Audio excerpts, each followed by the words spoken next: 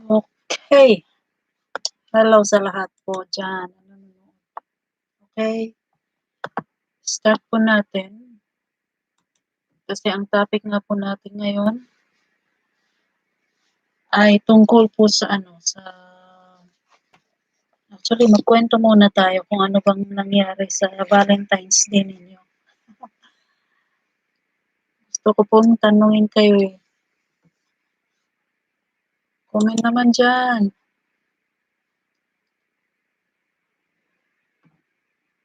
How did your Valentine's Day go? Yun lang po ang mga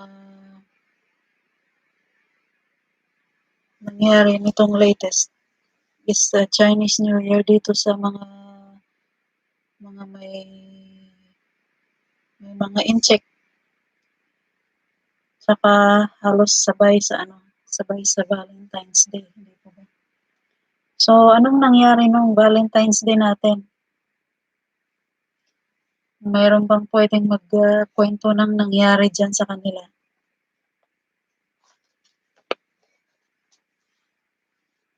Ako kasi, kami nung February 13, that's Saturday, yun po yung second day ng Chinese New Year, di po ba? So, inimit ko po yung mga kapatid ko, pero half day lang po yung isa, kaya half day lang kami din nagsama-sama. We went to Botanical Gardens dyan sa Hong Kong. Nag-picture-picture. Ganon. Banding kahit konti. And then, naglakad-lakad, kumain. And then, syempre, nung 14, kasama ko naman yung dalawang kapatid. Pumunta po kami doon sa my country park dito sa malapit sa amin, sa Clearwater Bay. Kumain lang, nahiga. Gano'n lang po. Just enjoy each other and enjoy the nature. So, gano'n po yung nangyari nung Valentine's Day namin. Wala kaming ka-date. Walang ka-date kasi nandun naman sila sa Pilipinas. Kaya mag-date na lang kasamang mga kapatid. Kasamang God's creation, of course, and of course, fellowship na rin yun para makapag-unwind kasama ang Panginoon in silence. Actually, isang din yun eh. Para sa akin, isang fellowship din yun sa Panginoon na makipag-commune ka sa Panginoon kahit sa nature. Hindi yung laging busy ka na marami kang ginagawa. Unwinding is also a form of worship na pwede nating gawin. So, yun ang nangyari bali nung Valentine's Day. Sabi ko nga nung nakaraan, kung may dapat tayong i-celebrate sa about love is all about the love of God. Yung love of God na lang ang i-celebrate natin sa atin. Okay. Ano ba yung nagawa ng Panginoon sa atin? Bakit kailangan nating i-celebrate ang kanyang pagmamahal?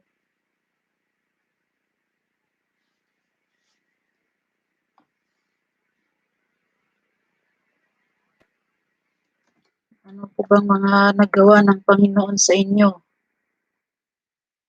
na pinapasalamatan niyo at gusto niyong ibalik yung pagmamahal sa Kanya? So, yun po ang tingnan natin pag nagse-celebrate tayo ng Valentine's Day. So, of course, ang pinakauna po dyan ay yung pagmamahal niya sa atin na pag-save sa atin, pag-save sa atin sa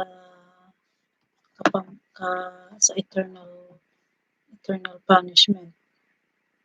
That is the very essence of God's love. Sa John 3:16, kaya po tinawag yun na the heart of the Bible. Yung John 3:16 kasi yun po yung pinaka-purpose ng Panginoon kung bakit niya ginawa o bakit niya binigay ang kanyang bugtong na anak ay para po tayo ma-save kasi mahal niya po tayo. Yun po, siya po ang origin ng love na tinatawag. Yung love, God is love, di po ba yung may or 1 John 4, for God is love and everyone that loves is born of God, sabi po doon. So bakit po natin bakit po sinabi na God is love? Lagi nating naririnig 'yun. Naririnig natin, pero naiintindihan ba natin 'yun? Beloved, let us love one another, for God is love, and everyone that loves is born of God and knows God. He that loveth not knoweth not God, knoweth not God, for God is love. Beloved, let us love one another. Yun po yung origin kasi ng pagmamahal ay ang Panginoon. Okay? So, sabi ko nga kung may i-celebrate tayo, it is the love of God. Ngayon, nabanggit ko po yung origin ng Valentine's Day nung nakaraan. Kung hindi nyo pa po napanood yung last video ko, last live ko nung last Saturday, nabanggit ko po doon yung origin ng Valentine's Day. Kung gusto niyo pong panoorin, medyo skip niyo lang mga 5 to 10 minutes yung video para ma-direct kayo dun sa pinaka-history ng Valentine's Day. At mapapanood niyo po doon yung ang Valentine's Day history.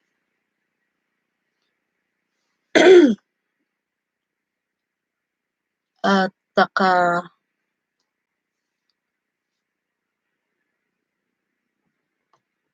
hi, Sis Rina. Seb,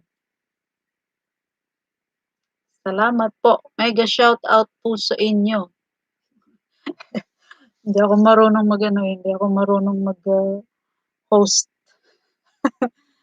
Salamat, Sister. Salamat po, Ma'am Rina, sa pag-background. Thank you so much. Live ko lang. Actually, nag-graduate na yung watch hours ko kanina, pero mag-apply pa ako. Application and then review. Hindi ko alam kung hanggang kung ilang araw or baka ilang buwan yun. So, patuloy lang.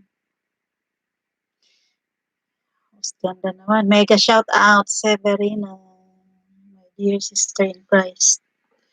Siya po yung isang ganda yung niya, yung channel niya is about cooking and tourist spots, yung mga ganun. Lapit na talaga sa katotohanan, Pero parang nakaka-stress pala. Narinig ko na nakaka-stress din daw pala. So anyway, andito na tayo. Pagpatuloy na lang natin. And see what comes our way. Sabi nga. Okay, salamat sa pag-tune in, Sister Severina.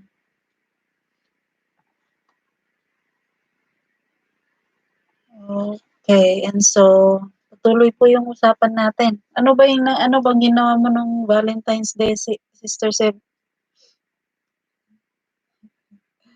Mag-update ka naman ng love life mo, oh. Bakit wala pa kayong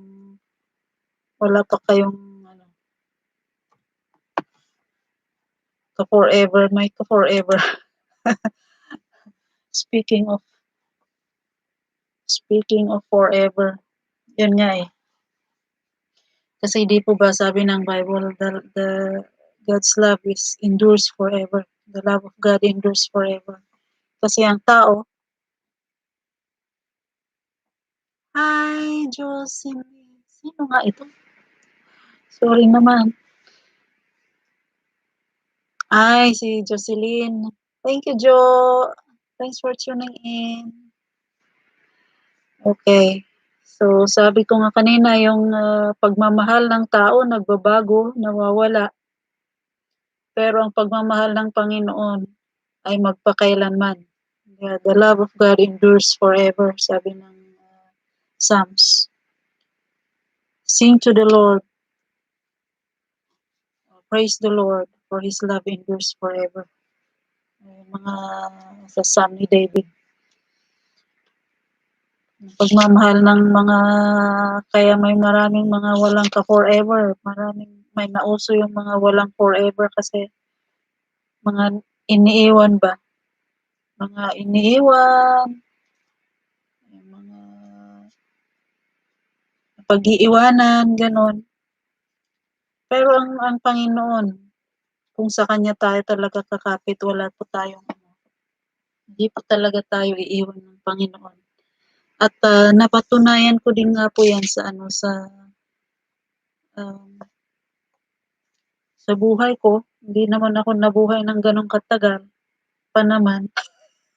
At least I'm turning 41 Pero since childhood, kaya yun ang gusto kong i-share actually ngayon or mamaya. Kasi yung pagmamahal talaga ng Panginoon ay napakalalim. Hindi po natin hindi po natin ma-fathom ba? Sabi ng English, we cannot fathom the love of God sa atin. It's very wide, very deep, very high. Hindi po natin ma-spelling kung gaano kalalim, kalawak, at kataas, katayog ang kanyang pagmamahal sa atin.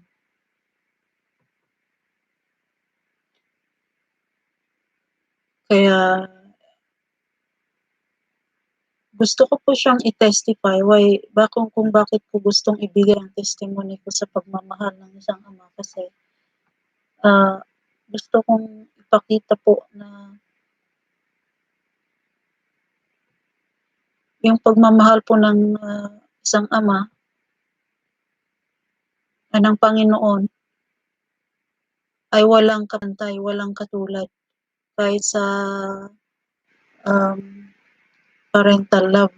Kumbaga hindi natin siya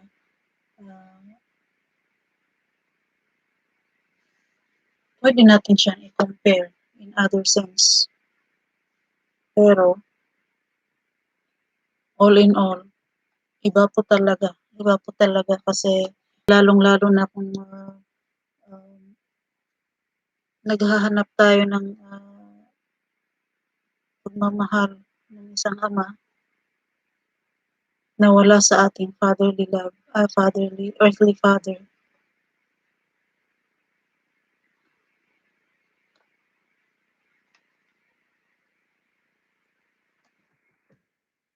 Hello, Butson. Shout out po sa lahat. Okay, sa mga nakikinig dyan, kung sino man po kayo,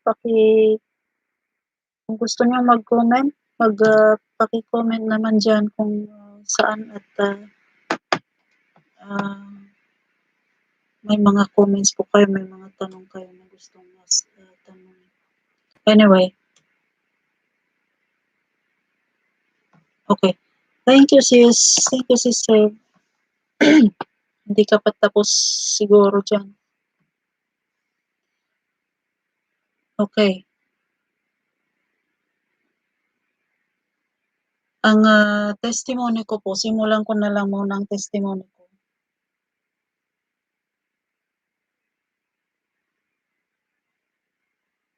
Sa pagmamahal ng isang ama. Unang-una, ako po ay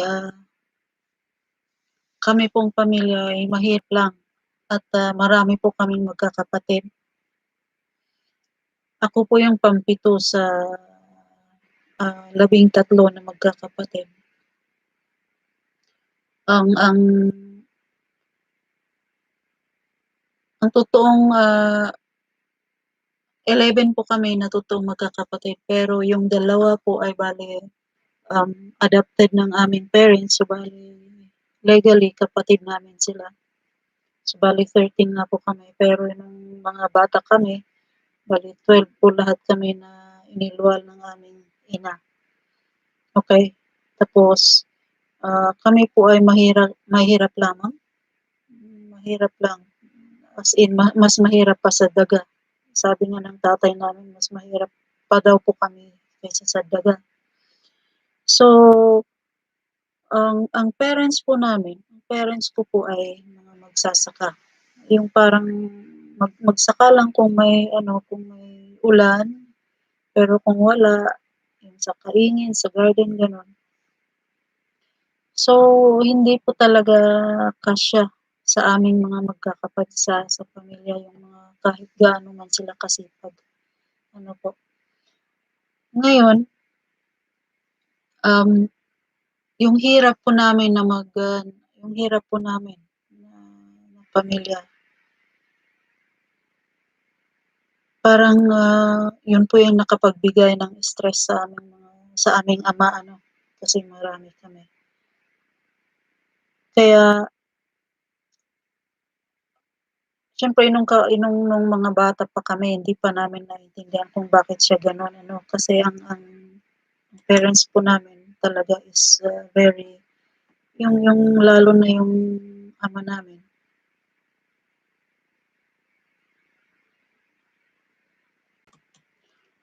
is a very disciplinarian man. Napaka-disciplinarian po niya. Konting kamali lang namin, sisigaw yan or papaluin kami ng sinturon o yung paparusaan ka, hindi ka yung gustong umalis ka na lang sa harapan niya kaysa masaktan ka, gano'n. Tapos yung pananalita niya parang yung pagsigaw niya parang yung kulog na matatakot ka talaga. Gano'n po 'yan siya, napaka-disciplinarian niya. Kulang na lang yung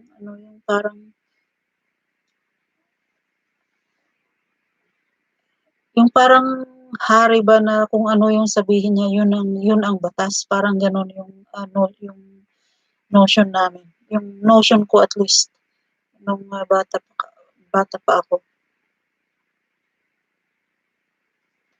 Yes, we were dating with God nung that was on Sunday, February 14. This is Jocelyn. Siya po yung kasama ko nung Sunday. Kasama namin yung bunso kong kapatid. Ngayon, ituloy ko po yung testimony ko. Kasi, yun nga yung nung bata pa kami, ganun po yung ama namin, napaka-disciplinarian, kunting kamali mo lang, para ka nang papatayin, ganun. Tapos syempre hindi mo maramdaman yung ni minsan wala akong maalala na niyakap kami bilang isang ama, mga gano'n ba.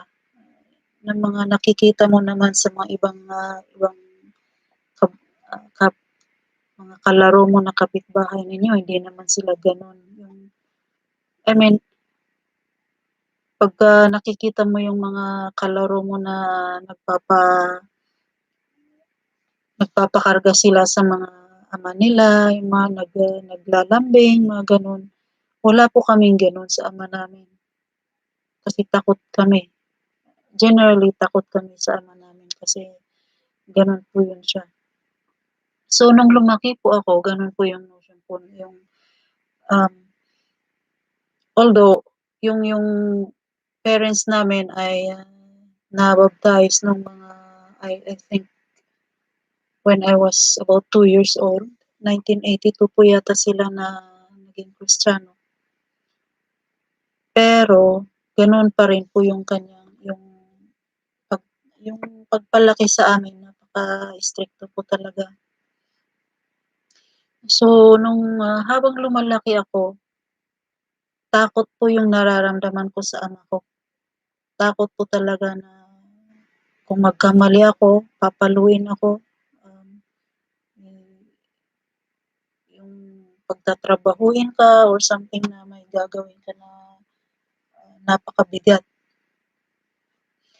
So, gano'n po yung notion ko na ano, 'pag, yung isang ama or yung ama ko ay gano'n.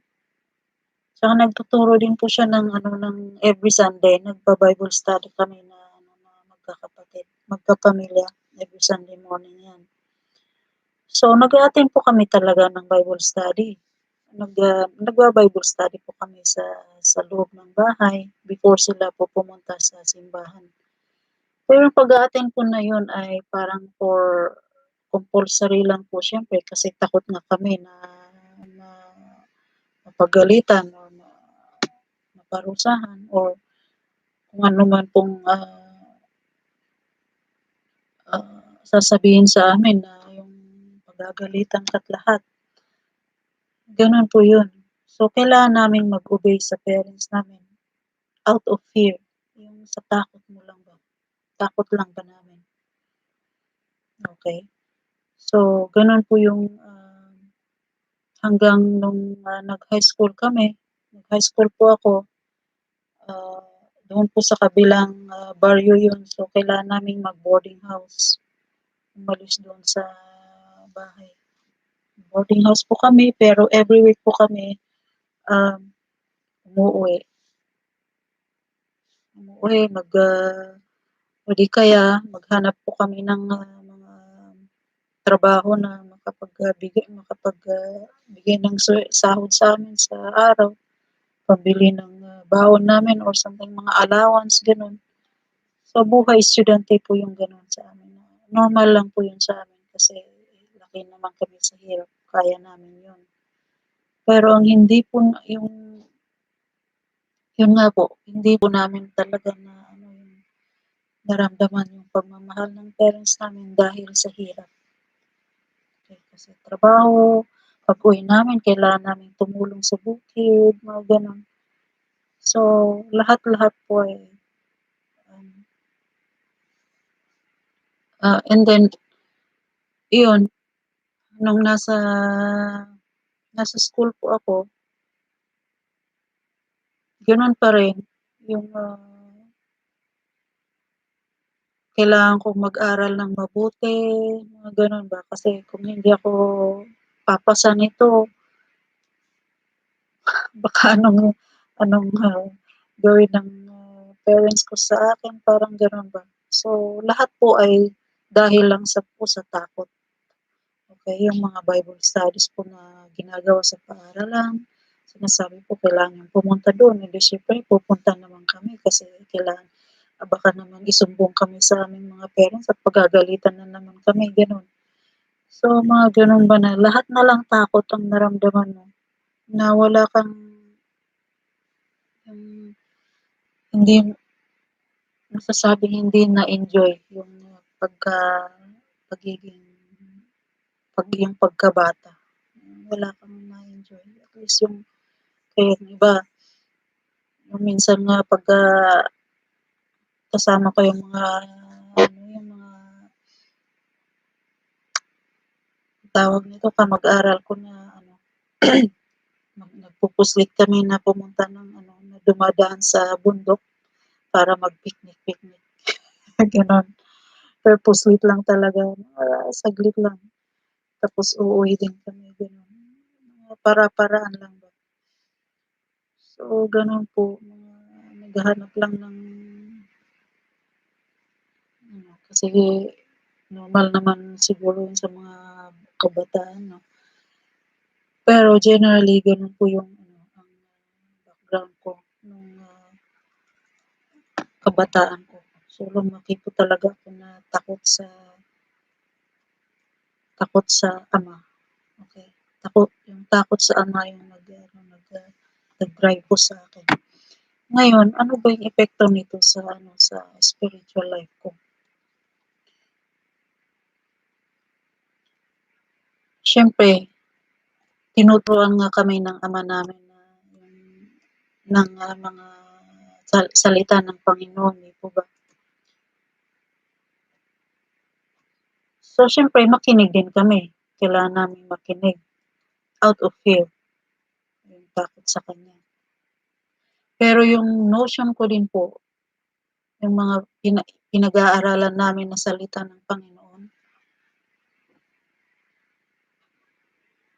na naisasaulo ko din naman, naisasaulo ko.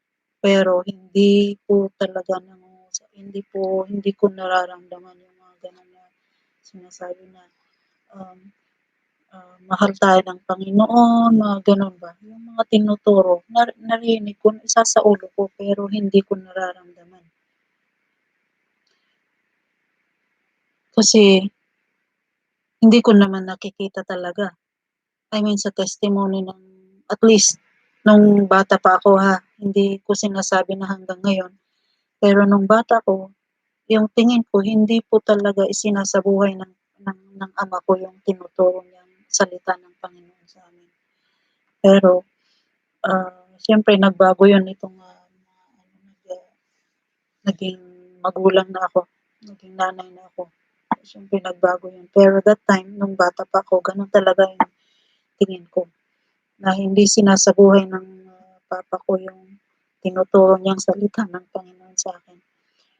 Kaya nung nag-a-attend po kami ng mga Bible studies, just out of fear lang talaga na at ang pagkaka yung feeling ko po doon talaga that time, ang Diyos, although sinasabi nga na yung mga marinig mo na God is love, He loves us, and He died for us, mga gano'n.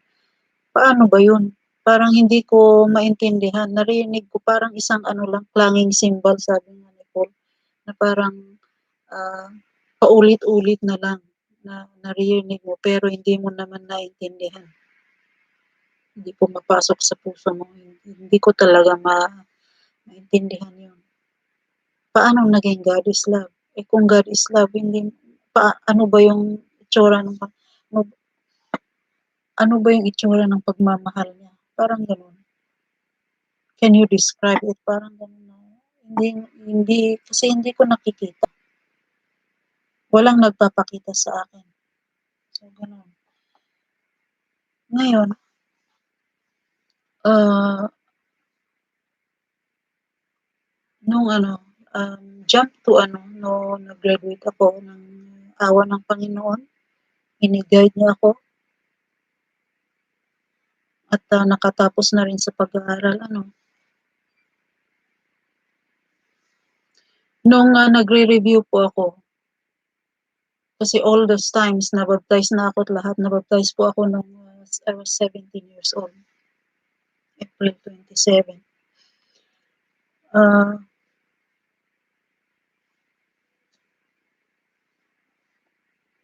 Na-baptize ako pero hindi ko talaga lubos na naintindihan yung pagmamahal ng Panginoon. Basta alam ko sa isip ko, mahal ako ng Panginoon at siya ay namatay para sa akin. At kailangan kong tanggapin siya na Diyos at tagapagligtas. So alam ko yun. Kaya ako nag-commit sa Panginoon. At sa nung college life ko din, lagi po akong yun nga po, may isang um, um, say fellowship po na nag-i-invite sa amin na siya pong naggagabay din sa amin para sa ano, na lumago sa aming spiritual na buhay. So at least, ang alam ko na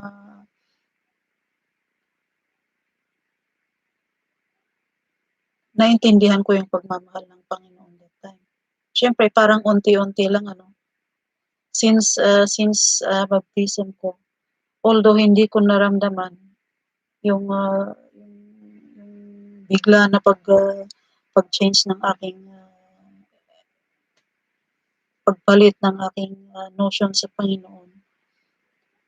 Hindi ko naman sabi,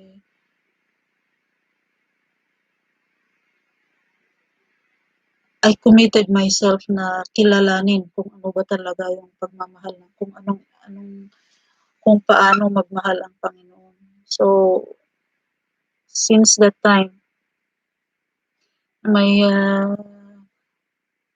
may nag-invite sa amin na mag-fellowship, siyempre mag-attend ako and then, eventually doon po ako talaga na nahasa na hindi ko naman nahasa, hindi sa nahasa talaga pero yung na-set apart ka ba na hindi ka mapariwara sa landas.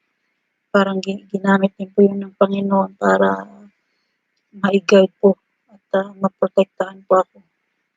So that time ng college life ko po ay hindi, medyo hindi ko naman sinasabi na ah, mabuti akong estudyante. Ano? Hindi naman din po ako pasaway. So okay lang, nasa okay lang ako hanggang yun. Pero nung pag umuwi ako naman, andun pa rin yung parents ko, nakikita ko pa rin yung takot ko ba, nandoon pa rin yung takot ko sa ama ko na kailangan ko siyang sundin, ano man ang sabihin niya. So parang lahat na lang ng sasabihin niya, sundin mo lahat, hindi ba gano'n? Yung wala kang desisyon na pwedeng gawin kundi ang sumunod na lang sa kanya. Gano'n po yung ano ko, yung pakiramdam ko noon. Hangga't nandoon po yung tatay ko, kailangan ko siyang sundin. Kasi kung hindi ko siya susundin, paparusahan ako ng Panginoon. Ganun. So, there came a time nung pagkatapos ko po ng eskwela, ng college life ko, re-review po ako, self-review po ako habang kakatulong sa Manila doon. Ngayon, hawak-hawak ko isang umaga, hawak-hawak ko yung soft broom, yung walis. Nagwawalis ako doon sa may sala. Napatingin ako doon sa kasi every morning nagpe-play yung, I think that was Sunday or Saturday. I think Saturday. Um, nagpe-play yung naka-on yung TV at mga 7 o'clock yun. Andun yung program ni Charles Stanley, yung In Touch with Charles Stanley. Yun po yung program ni Charles Stanley doon sa TV noon. I think that was GMA or sa Channel 7. And then, sabi po niya doon, um, na-take note ko yun, pero not his exact words, pero parang gano'n na um,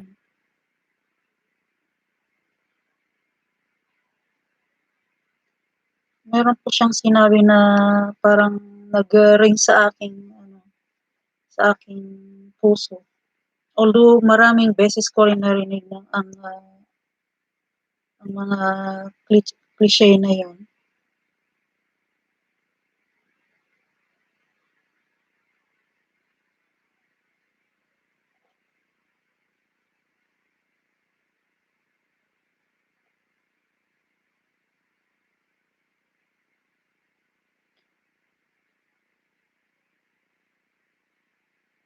Sabi po niya doon kasi parang sabi niya is the Father wants to express His love uh, through you.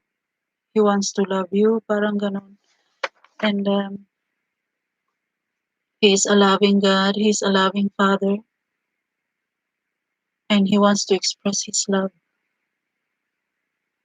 to you. Sabi niya doon. So sabi ko, medyo natigil ako doon ng mga ilang minuto doon sa hawak-hawak ko yung walis. Pinag-isipan ko, totoo ba yun? Pero that time, parang, di ba kung kilala niyo kung nakikita niyo napapanood niyo si Charles Stanley, very fatherly figure din kasi siya. Yung pananalita niya, parang may nakikita ka na very fatherly figure din naman kaya siya. So, yung parang sabi ko yung mata ko ba, parang biglang namulat na kung ganito ang magiging ama ko. parang gano'n.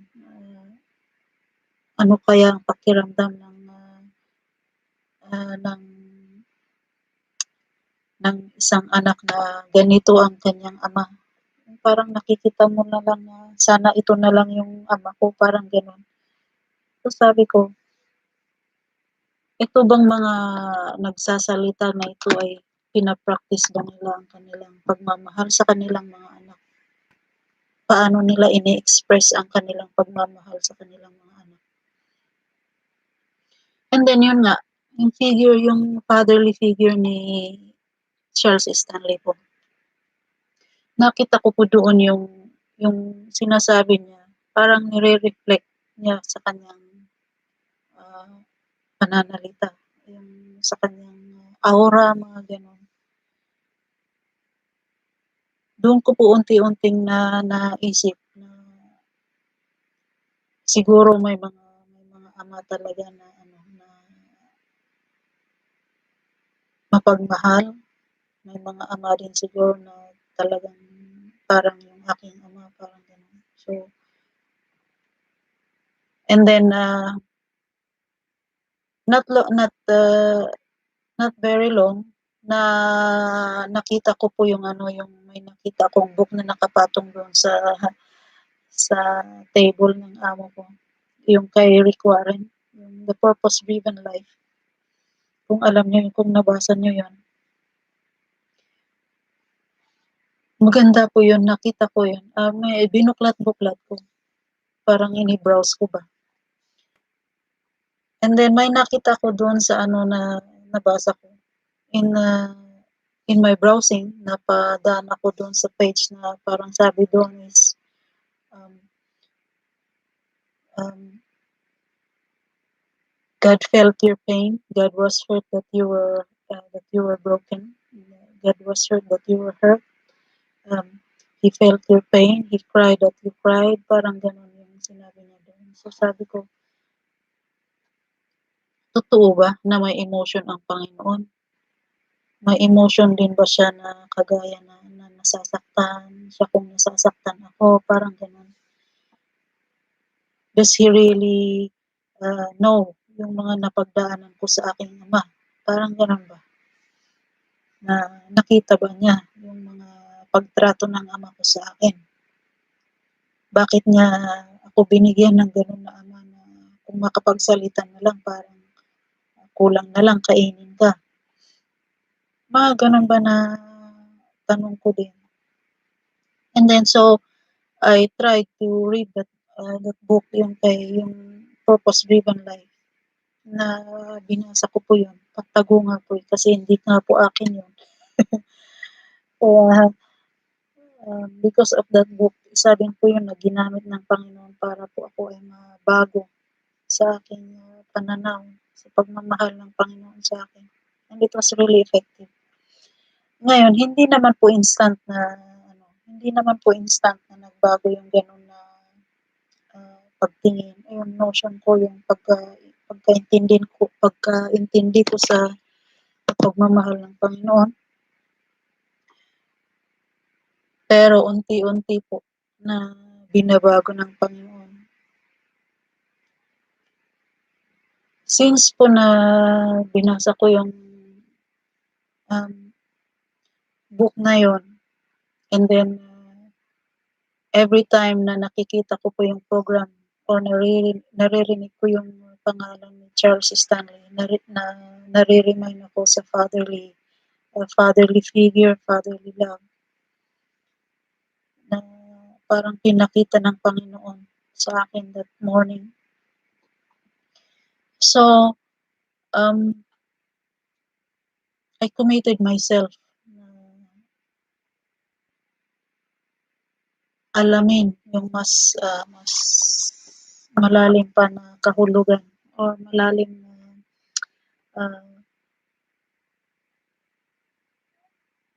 yung gusto kong lumalim yung pagkaintindi ko sa pagmamahal ng Panginoon.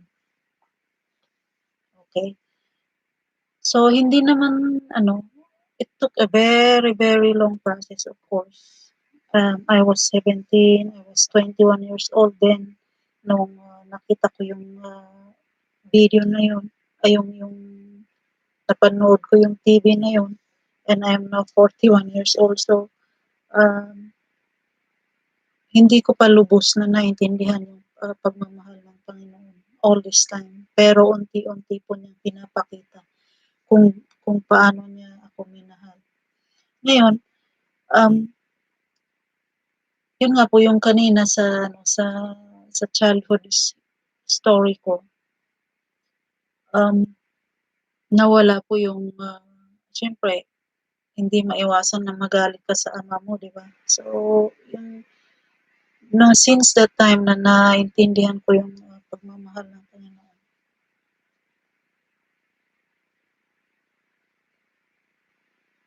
na unti-unti ko na pong nakikita yung nung view ng aking ng point of view ng aking ama, especially nung ako ay naging ina, nagkaasawa at naging ina.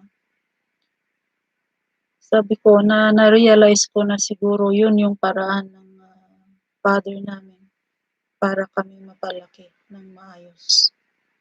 Kasi sa dami namin, kung hahayaan niya kami na hindi niya kami disiplinahin sa dami namin, may tendency po talaga na masisira kami o magkahiwa-hiwalay kami. So that time pinakita po talaga ng Panginoon na um, kahit marami kami, buo pa rin kami at may takot kami sa Panginoon. Um, yung takot ko po sa ama ko ngayon ay na, na napalitan po ng buong respeto. Buo po yung respeto na pinakita ng Panginoon kasi sa dami namin, hindi kami pinabayaan, hindi kami iniwan, kahit nagkulang man siya sa mga sa ganun na pagtrato sa amin. Yun ay yung paraan niya. Yun lang yung paraan niya. Kasi hindi niya kami kayang sustento na mag-isa lang siya, of course. Yung paraan niya na alam niya na tama. Okay, that time. Okay, di ba sabi po ng Ephesians, sabi ni Paul, do not embitter your children. Um, sabi ni Paul sa mga ama doon. Of course, alam ng tatay namin yun. Pero that time, he thinks it was the, the, the right or it was the best way to raise us. Kasi marami kami. Naintindihan ko po yun ngayon. So, yung takot po ngayon or yung parang panunumbat sana na nararamdaman ko ay napalitan po yun ng respeto. Okay. And then, yun po yung uh, pinaka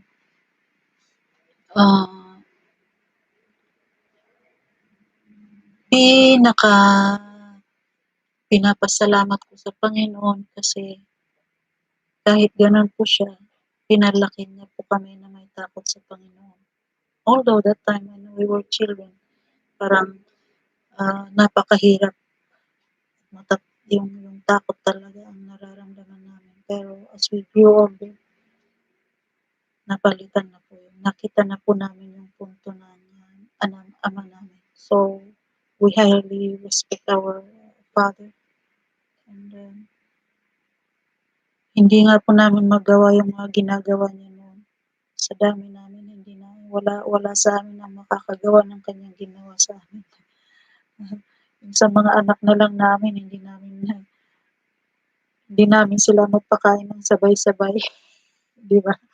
Kasi yun sa amin, di ba, nung mga bata kami, yung lamesa, lahat po kami nandoon talaga, hindi pwedeng walang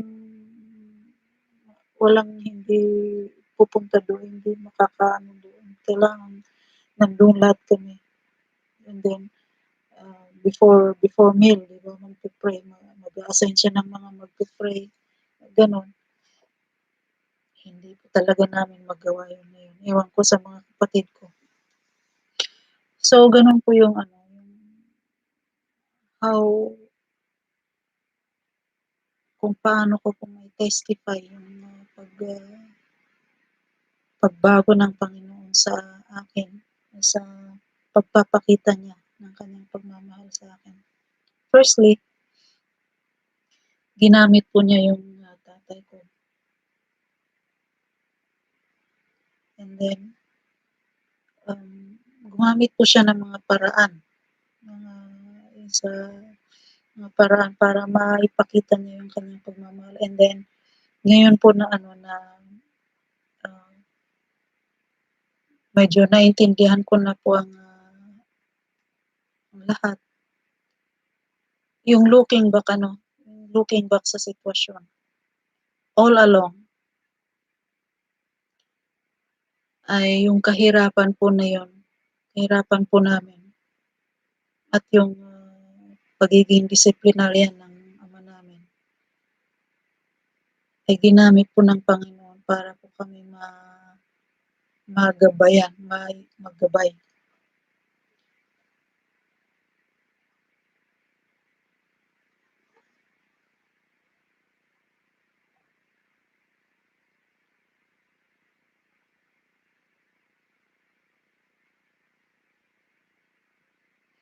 Okay. So, dahil sa pagmamahal ng, sabi ko nga kanina, napakalawak, napakalalim ng pagmamahal ng Panginoon. Kasi kung hindi niya po siguro kami anak, hindi kami itinuring na anak ng Panginoon, hinayaan na lang siguro kami doon na magkawatak-watak. Ano. Pero binigyan po kami ng ama na isang ganun na isang disciplinarian na ama. At kahit gaano kahirap yung buhay namin, uh, naging buo pa rin kami. And then, sa awa ng Panginoon, nakapagtapos naman ang ilan sa amin sa pag-aaral. Yung mga hindi nakapagtapos, hindi naman din sila mga, yung tawag nito, bad elements ng society. At least hindi naman kami uh, pabigat sa pamahalaan, mga ganun. So, yun po yung may testify ko, yung pagmamahal ng Panginoon ay hindi mo makikita. Hindi po talaga natin makikita kung hindi natin i-apply ang ating puso para maintindihan ito. Kasi kung yung shallow, parang yung surface lang ang makikita na yung tinitingnan natin. Hindi po natin makikita talaga. Kailangan natin i-apply yung ating buong puso at isipan. Para maintindihan natin. Lalong-lalo na sa mga kagaya ko na hindi pa yung medyo malalim ang yung gustong yung, yung malalim yung mga sugat sa kanilang puso, sa kanilang katauhan. Kailangan po talaga natin i-apply yung ating puso at isipan para po natin maintindihan. Sabi nga po diba sa Matthew 7 verses 7 to 8. Basahin ko po. Sabi po doon yung knock, ask and it shall be given. Sabi niya po doon. Ask and it shall be given to you. Seek and you will find. Knock and the door will be opened to you. For everyone who asks receives. He who seeks finds. And to him who knocks, the door will be opened. Which of you, if his son asks for bread, will give him a stone? Or if he asks for a fish, will give him a snake? If you then, though you are able, know how to give good gifts to your children, how much more will your Father in heaven give you good gifts to those who ask him? So in everything, do to others what you would have them do to you for the sons of the law of the prophets. Okay, sinasabi po dito yung ask, seek, and knock. Actually, sabi doon sa sa ibang translation, ask and keep on asking. Knock and keep on knocking. Seek and keep on seeking. Hindi po yung mag-ask tayo and then kakalimutan natin. Yung hahanapin natin at mag-give up. Yung magkakatok tayo at iiwan yung pintuan. Kailan nating katukin ng katukin. Di ba? Kung maalala niyo yung persistent widow na ah, yung nanghingi ng breadcrumbs sa Panginoon. Sabi ng Panginoon, uh, baka do not give to the dogs. Yung sabi ng Panginoon, huwag niyo ibigay sa aso para sa mga bata. Pero sabi ng widow, kahit yung mga aso ay pinupulot din yung mga nahuhulog sa sahig. So yun po yung persistence. Persistence po natin yung nakikita ng Panginoon yung talagang desire natin na magkaroon ng kanyang maramdaman ang kanyang pagmamahal. Yung determination natin na ma-achieve yung hinihingi, yung makuha yung hinihingi natin, yung desire natin na maramdaman or um, say, ma-experience yung kanyang pagmamahal. Hindi po ba?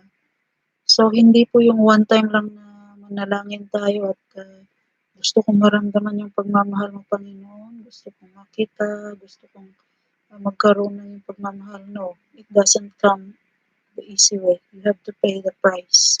Kailangan po talaga nating pagbayaran ng ating persistence, determination, at of course, i-apply po natin talaga yung heart natin para makuha yung gusto natin sa Panginoon.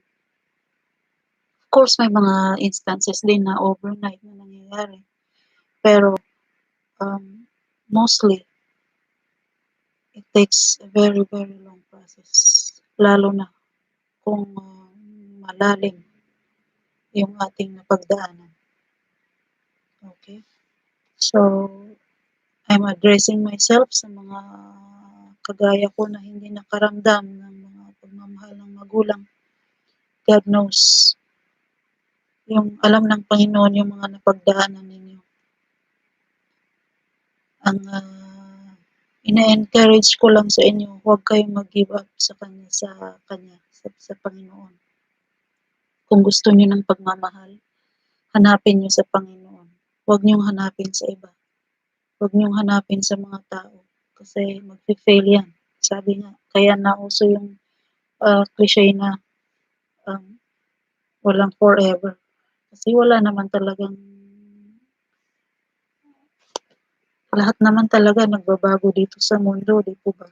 So, ang Panginoon lang ang pagmamahal ng Panginoon ang makakapagbigay ng kontento sa atin, contentment sa atin. Okay? So, ganun po yung i-share ko about the love of God. Hindi ko alam, naiwan siguro akong iba.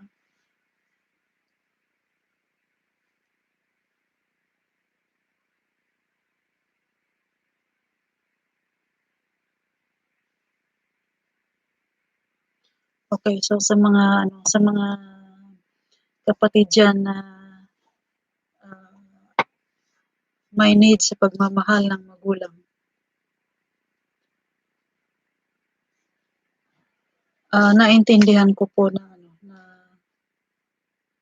sometimes we will rebel, ang tendency natin mag-rebelde. Ganon din po yung tendency ko. Kaya ko sinasabi, nagpapasalamat talaga ako sa Panginoon kasi hinawakan niya ako. Kasi kung hindi siguro ako hinawakan ng Panginoon, nagiging isa akong kung ano na ako ngayon. Kasi yung nasa galit ko sa ama ko sa hin wala talaga akong naramdaman na pagmamahal niya. And then siyempre i-compare mo pa yung sarili mo sa mga kabataan na katulad mo, hindi mo talaga makita yung pagmamahal. Sabi kung, hindi lang ako hinawakan ng Panginoon,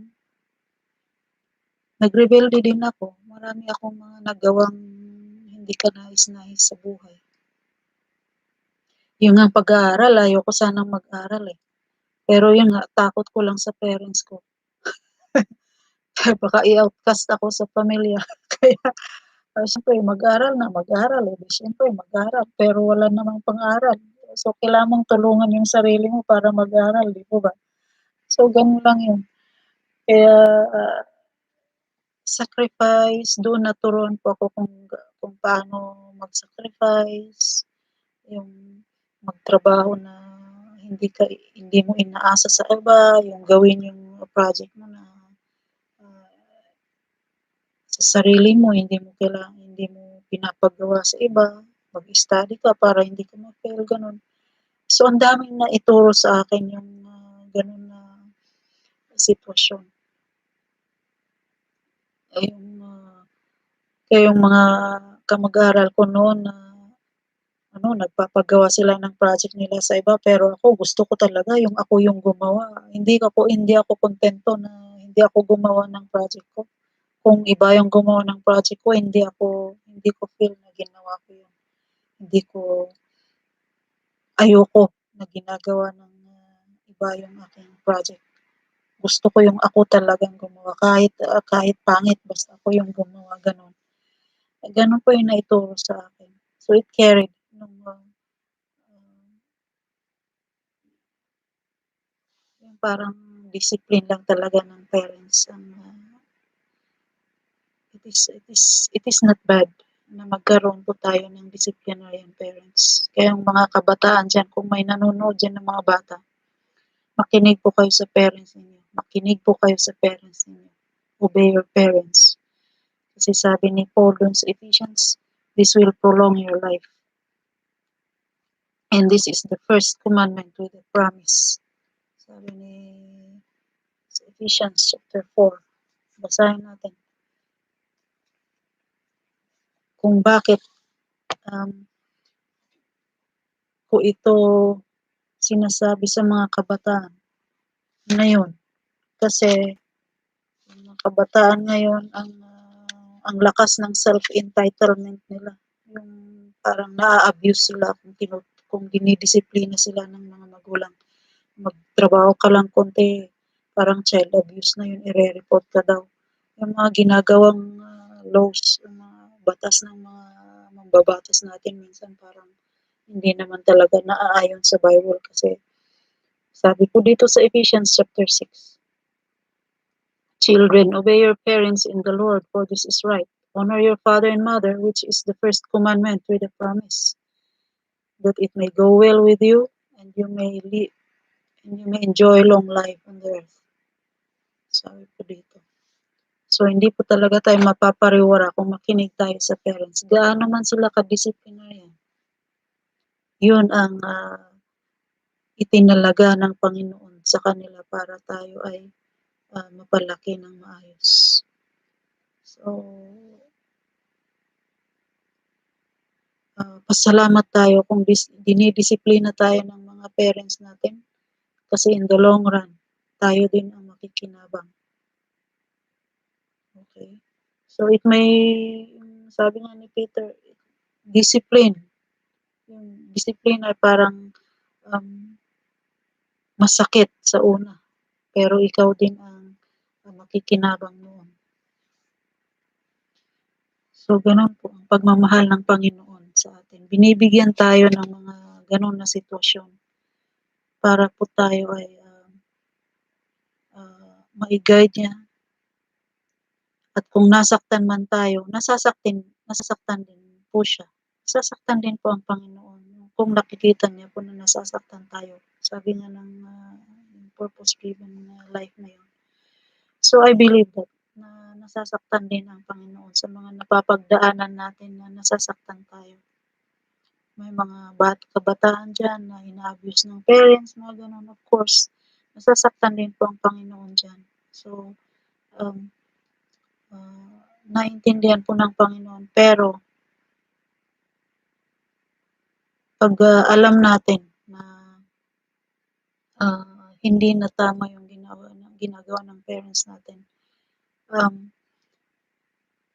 yun nga, obey your parents in the Lord. Yung mga tama lang sa paningin ng Panginoon ang gawin natin. Kung dinidisiplina tayo kasi gusto nila tayong maayos ang buhay, then sundin natin. Pero yung utusan tayo na uh, bumili ng mga droga, mga ganun, of course, yung conscience po natin bilang gawa sa imahe ng Panginoon, image ng Panginoon. Conscience na lang ang magdikta na hindi naman po talaga tama yun. So, kaya nga po tayo ginawa ng Panginoon sa kanyang image kasi may mga instances na kailangan nating gamitin ang ating konsyensya, yung judgment natin sa sitwasyon. Okay? So, obey God above all. Of course, ibinigay niya yung parents natin para tayo ay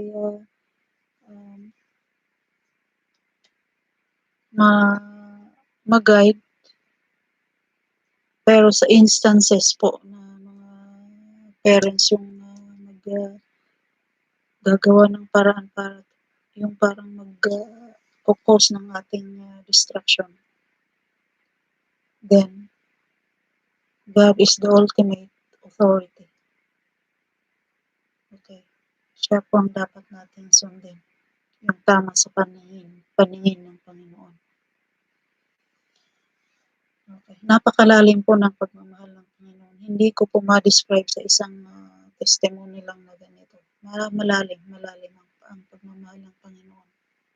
So, kung Valentine's lang din ang pag-uusapan, I don't celebrate. Kaya hindi ko nga tinawagan yung asawa ko. Sorry, ganun.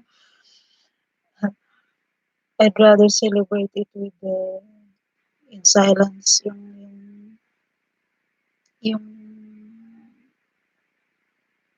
sa Panginoon,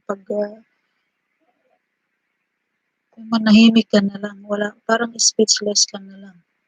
Bali ganun na, huwag ka na lang magsalita kasi hindi mo naman talaga ma-describe yung pagmamahal ng Panginoon ko.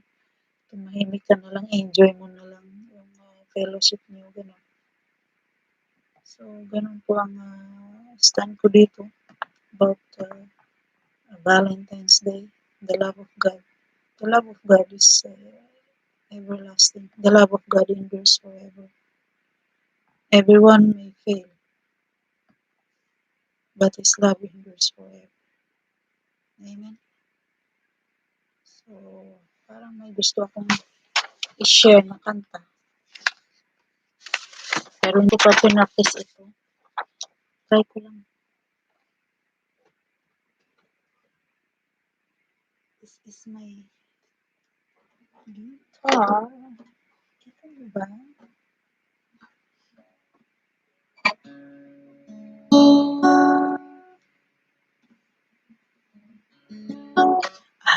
Wala ko agad na lang. Where is that?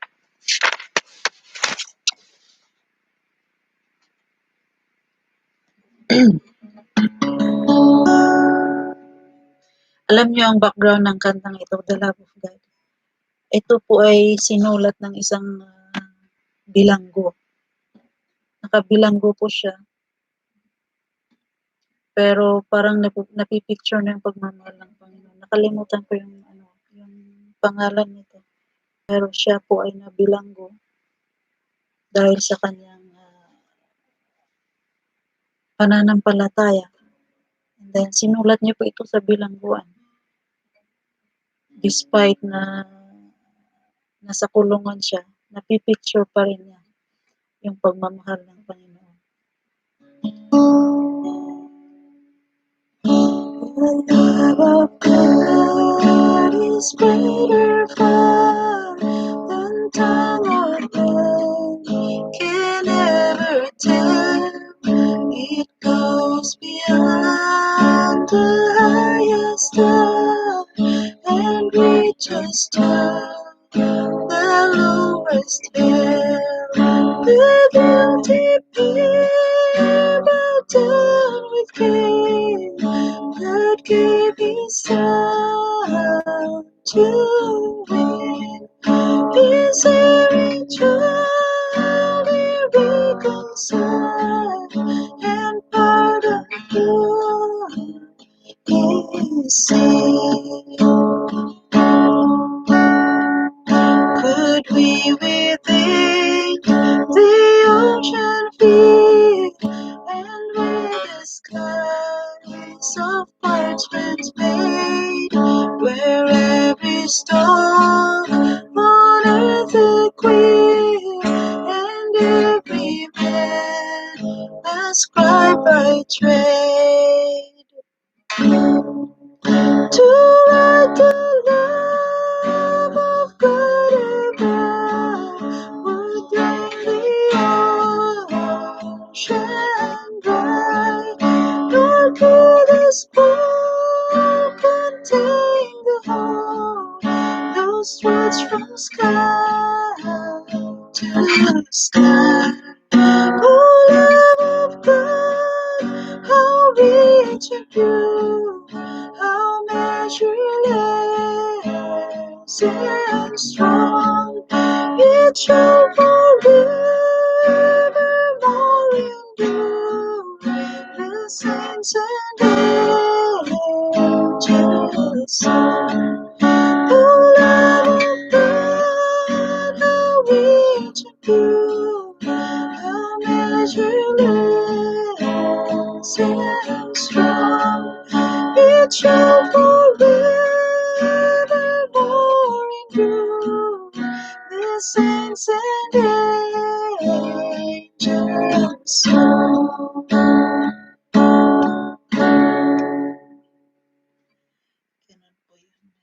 The love of God is greater far than tongue or pen. May isa pa. I want to sing something more.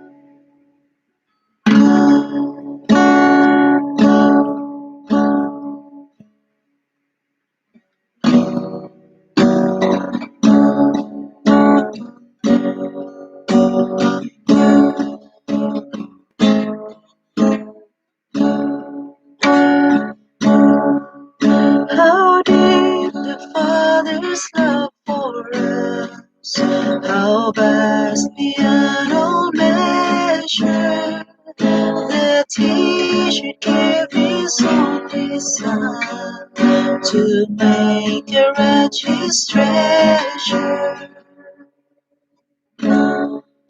How great the pain of seeing lost, the Father turns His face away, as wounds which were the chosen one, bring many sons to glory.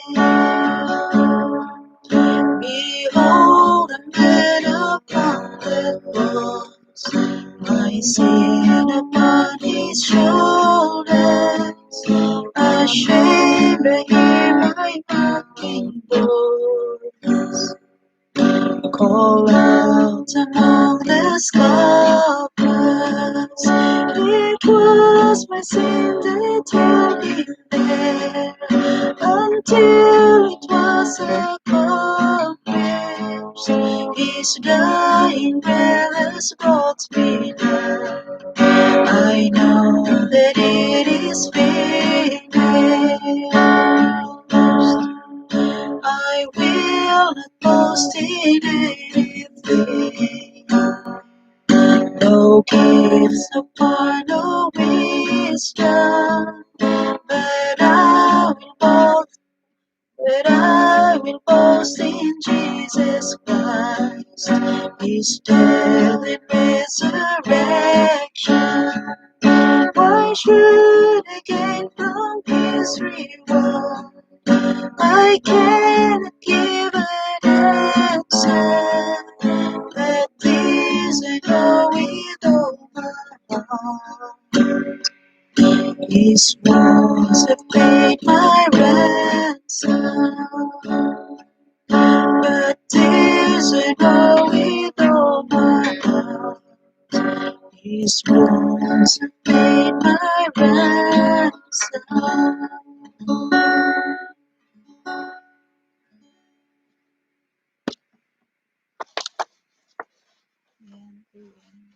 How deep the Father's love.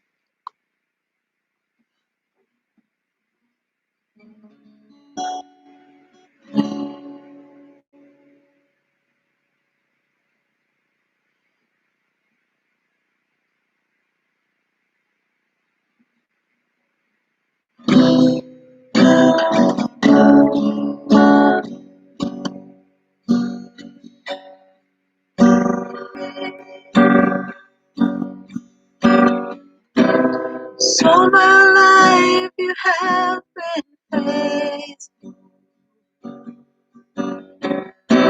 So my life you have been so good. With every breath that I have made, oh, I will sing of the goodness of God. So my life you have been faithful. So my life you have been so good. Every breath that I have made, oh, I will sing of the goodness of God. Oh, I will sing of the goodness of God. Oh, I will sing of the goodness of God.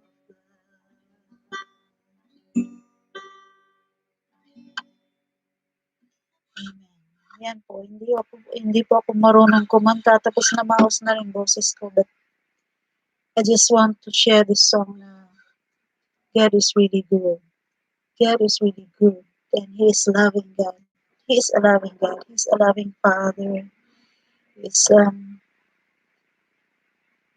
He is all in all. Lahat-lahat na po nasa Kanya. Wala na po tayong hahanapin sa Kanya. Others may fail. Ma-disappoint tayo sa mga tao, sa mga expectation natin sa mga tao. Pero pag nakakapit po pala tayo sa Panginoon, wala pong makakatibag sa ating yung kapit natin sa Kanya. Hahawakan niya po tayo. Ano man po yung pagdadaanan natin. So I pray that somebody's blessed tonight. Kahit medyo putol-putol yung mga thoughts ko, yung trend of thoughts ko, hindi ko na-practice yung testimony ko actually. But I pray na naintindihan niyo po yung, na-catch niyo po yung trend ng sinasabi ko at maipakita ng Panginoon po sa inyo kung paano niyo ma-overcome yung mga hindrances, yung say, gusto niyong makita sa iyong buhay. Kung may mga desires po kayo na gusto niyong makamit, just keep on seeking and commit it to the Lord. Hindi niya po kayo i-disappoint. As long as it is for His glory, hindi niya po kayo i-disappoint. As long na gagamitin niyo po yun para sa kanyang ikaluwalhati, you will not get disappointed. As long as it is for His glory. Okay? So, I pray that you are blessed tonight. And thank you so much sa mga nanonood. At I hope that we can be together again next Saturday. So, God bless everyone. And good night. Good night. God bless you all. See you on next Saturday. Thank you.